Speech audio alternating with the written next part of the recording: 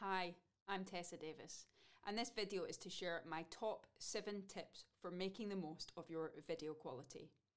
These tips are very simple, they're completely free to implement and easy to do, and they are simply to optimize what you've got.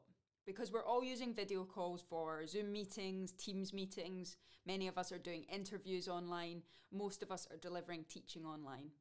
And we're optimizing it because what we want is for the people watching to be able to concentrate on the key message and the key content we're delivering, rather than being distracted by grainy audio. Tip 1 is improving your lighting. So you can use light coming in from a window, or you can use a lamp that you've got already. But the key is how you position it.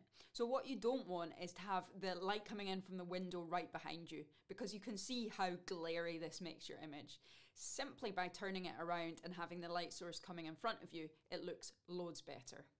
If you can, you might want to have it coming in from one side to help give a bit of shadowing, but just having it in front of you is a good enough start. One issue that you can see is if you've got lots of light coming in from the front, and particularly if you've got a very dark background, you can end up looking like your face is very bright and overexposed. By simply turning on whatever lamp it is you have in the back of the room, you can see how quickly and easily this just balances out the two light sources and makes your image a lot clearer. The second tip is to think about your background. So you want to have a clear and uncluttered background, ideally to give some thought as to what's there behind it. But you may not have space to have a dedicated area, and that's fine. Just think about areas of your house that might provide a suitable backdrop. It's tempting just to have your back against a plain white wall because this removes any clutter.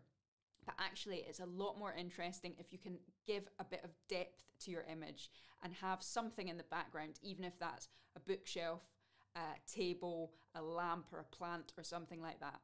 Tip 3 is to think about your eye level. Most of us will use an inbuilt camera into a laptop, possibly a webcam. Make sure that you're not looking down on it. It's not very flattering for you and it's not very good for the audience. What you want is to have the camera at your eye level or just a little bit above. So simply by taking your laptop and putting a few books under it, you can lift it up and you get a much better and more flattering image of yourself. The next tip is to think about how you frame yourself in the shot. So imagine that your video feed is divided into 9 squares. You want to be sitting with your eye level just on that top line. If you find that your face or your eye level is in the center or definitely in the lower part, you need to adjust the angle of your camera or the height of where you're sitting to try and get your eye level to that top line. The 5th tip is sound. So if you've got a mic that you can plug in, then you should do that. Some people may have a set of headphones with an inbuilt mic. That's great to use as well. Anything that you can do to improve the quality of your sound will help deliver a clearer message to your audience. My 6th tip is to wear headphones. The reason for wearing headphones is that it helps reduce any chance of echo on the call.